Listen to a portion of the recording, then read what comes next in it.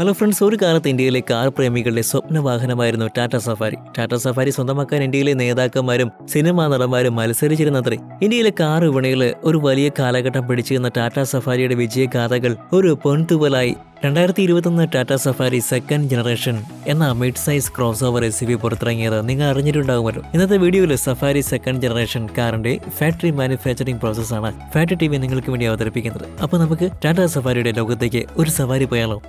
ടാറ്റ സഫാരിയുടെ വിശേഷങ്ങൾ പറയുന്നതിന് മുന്നേ ആദ്യം ടാറ്റ മോട്ടേഴ്സ് എന്ന കമ്പനിയെക്കുറിച്ചും അല്പം പറയാം.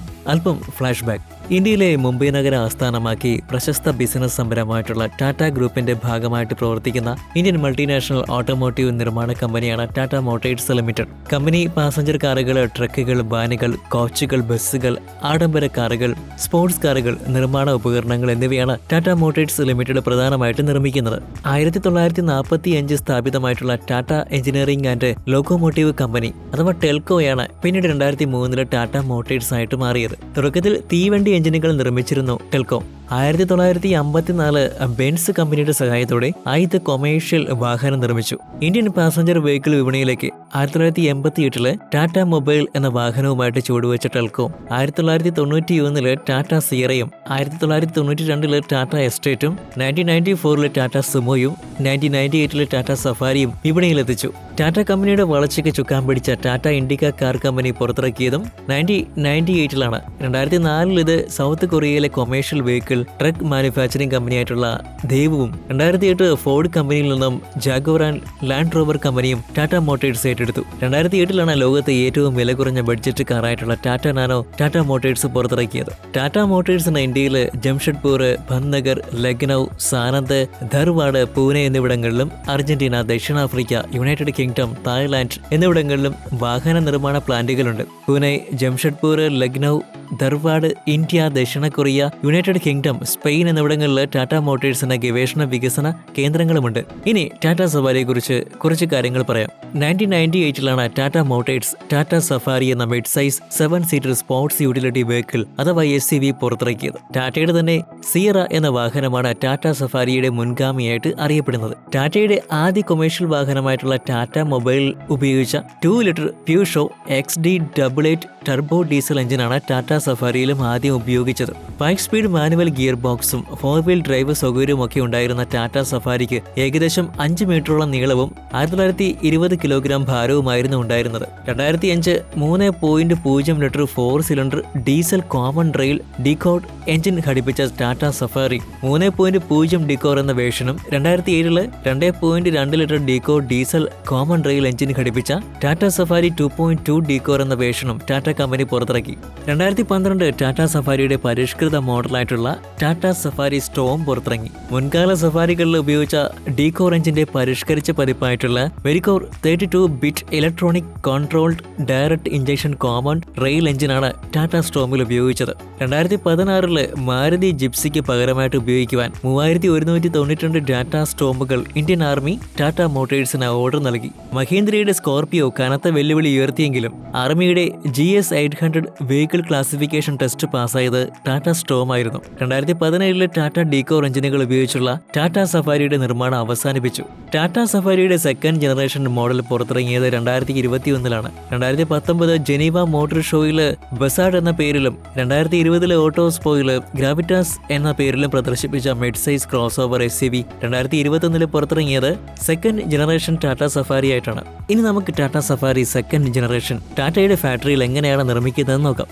Tata safari second generation JLR D8 അഥവാ ഒമേഗ ആർക്ക് പ്ലാറ്റ്ഫോമിലാണ് നിർമ്മിച്ചിരിക്കുന്നത്. സഫാരിയുടെ മുൻ വേർഷനുകളെല്ലാം ടാറ്റ X2 പ്ലാറ്റ്ഫോമിലാണ് നിർമ്മിച്ചത്. അതുപോലെ തന്നെ 2.0 L multi jet Kryotec i4 turbo diesel എഞ്ചിനാണ് ടാറ്റ സഫാരി സെക്കൻഡ് ജനറേഷന് കരുത്ത് പകരുന്നത്. ഇതേ എഞ്ചിനാണ് ടാറ്റ ഹാരിയറിലും ജീപ്പ് കോമ്പസിലും ഉപയോഗിച്ചിരിക്കുന്നത്. നിർമ്മാണത്തിന്റെ ആദ്യഘട്ടത്തിൽ ടാറ്റ സഫാരിയുടെ 2.0 L Kryotec i4 turbo diesel എഞ്ചിനാണ് ആദ്യം നിർമ്മിക്കുന്നത്. പൂർണ്ണമായിട്ട് കമ്പ്യൂട്ടറൈസ്ഡ് റോബോട്ടിക് ആമുകളുടെ സഹായത്തോടെയാണ് എഞ്ചിന്റെ നിർമ്മാണം പൂർത്തിയാക്കുന്നത്. എഞ്ചിൻ നിർമ്മിക്കുവാൻ ആവശ്യമായിട്ടുള്ള ഏറ്റവും ചെറിയ ഘടകം വരെ നിർമ്മിക്കുന്നത് ഓട്ടോമേറ്റഡ് മെഷീനുകളുടെ സഹായത്തോടെയാണ്. എഞ്ചിൻ നിർമ്മാണം മുതൽ അതിന്റെ ടെസ്റ്റിംഗ് വരെയുള്ള ഘട്ടങ്ങൾ പൂർണ്ണമായിട്ടും ഓട്ടോമേറ്റഡ് സിസ്റ്റത്തിന്റെ സഹായത്തോടെയാണ് പൂർത്തിയാക്കുന്നത്. അതേസമയം ഫാക്ടറിയിലെ മറ്റൊരു സ്റ്റേഷനിൽ കാറിന്റെ വിവിധ ഭാഗങ്ങളിലെ നിർമ്മാണം നടക്കുന്നു. പൂർണ്ണമായിട്ടും ഓട്ടോമേറ്റഡ് ആയിട്ടുള്ള റോബോട്ടിക് ആമുകളും കമ്പ്യൂട്ടറൈസ്ഡ് മെഷീനുകളും വാഹനത്തിന് ആവശ്യമായിട്ടുള്ള ഒരു ഭാഗവും കൃത്യതയോടെ ഉയർന്ന ഗുണനിലവാരമുള്ള സ്റ്റീൽ ഉപയോഗിച്ച് നിർമ്മിച്ചെടുക്കുന്നു.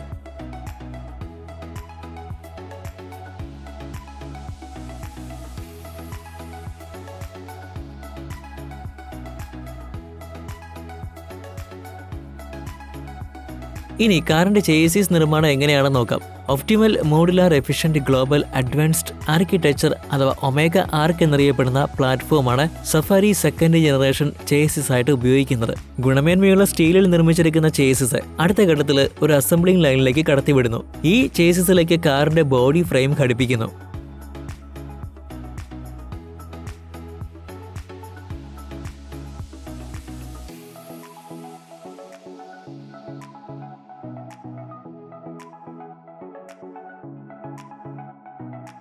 ബോഡി ഫ്രെയിം ഘടിപ്പിച്ചതിന് ശേഷം അസംബ്ലി ലൈനിലൂടെ മുന്നിലേക്ക് നീങ്ങുന്ന കാറിന്റെ ചേസിസിൽ അടുത്തതായിട്ട് റോബോട്ടിക് ഡ്രില്ലുകൾ ഉപയോഗിച്ച് ഹോളുകൾ ഉണ്ടാക്കുന്നു.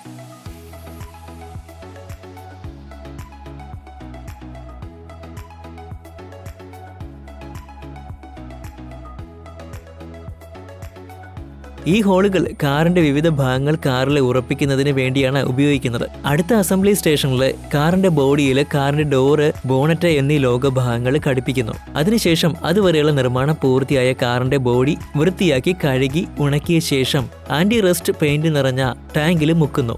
അതിനുശേഷം കാറിന്റെ ബോഡിയിൽ പ്രൈമറി കോട്ട് പെയിന്റിംഗ് ചെയ്യുന്നു.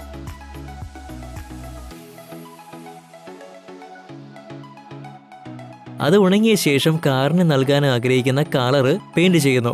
ഫാക്ടറിയിലെ വളരെ പരിചയസമ്പന്നരായിട്ടുള്ള പെയിന്റർമാരും ഓട്ടോമേറ്റഡ് റോബോട്ടിക് ആമുകളും ചേർന്നാണ് കാറിന്റെ പെയിന്റിംഗ് പ്രക്രിയ പൂർത്തിയാക്കുന്നത്.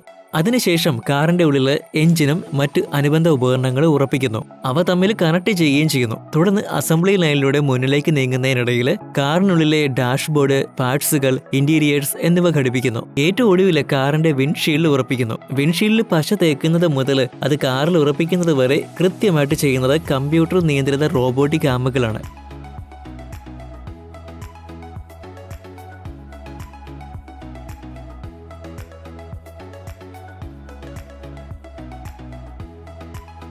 അതും പൂർത്തിയാക്കുന്നതോടെ ടാറ്റ സഫാരി കാറിന്റെ നിർമ്മാണം പൂർത്തിയാകുകയാണ്. നിർമ്മാണം പൂർത്തിയായതിനു ശേഷം നിരവധി ക്വാളിറ്റി പെർഫോമൻസ് ടെസ്റ്റുകളിലൂടെ കടന്നുപോയതിനു ശേഷം മാത്രമേ ടാറ്റ സഫാരി വിപണിയിലേക്ക് എത്തുകയുള്ളൂ. വിവിധ സാഹചര്യങ്ങളിൽ കാറിന്റെ പെർഫോമൻസ് ഉറപ്പുവരുത്തുന്നതിന് കമ്പ്യൂട്ടർ അനാലിസിസിലൂടെയും റിയൽ ടൈം ടെസ്റ്റിംഗിലൂടെയുമാണ്. കാറിന്റെ കരുത്ത്, ഡ്യൂറബിലിറ്റി, പെർസിസ്റ്റൻസ്, സുരക്ഷ എന്നിവ ഉറപ്പാക്കുന്ന ടെസ്റ്റുകളെല്ലാം വിജയകരമായി പൂർത്തിയാക്കുന്നതോടെ ടാറ്റ സഫാരി വിപണിയിലൂടെ ഉപഭോക്താവിന്റെ കൈകളിലെത്തി റോഡുകളിലൂടെ കുതിച്ചു പായാൻ തയ്യാറാകുന്നു. ഇന്നത്തെ വീഡിയോ നിങ്ങൾക്ക് ഉപകാരപ്രദമായിരുന്നു എന്ന് വിശ്വസിക്കുന്ന. വീഡിയോയെക്കുറിച്ചുള്ള നിങ്ങളുടെ അഭിപ്രായങ്ങളും നിർദ്ദേശങ്ങളും ഞങ്ങളെ അറിയിക്കാൻ മറക്കരുത്. ആദ്യമായിട്ടാണ് നിങ്ങൾ ഞങ്ങളുടെ ചാനൽ സന്ദർശിക്കുന്നതെങ്കിൽ സബ്സ്ക്രൈബ് ചെയ്യാൻ മറന്നുപോകരുത്. മറ്റൊരു വിജ്ഞാനപ്രദമായ വീഡിയോ ആയിട്ട് നമുക്ക് വീണ്ടും കാണാതെ വരയ്ക്കും. Stay tune factory TV for the wonderful factory making videos.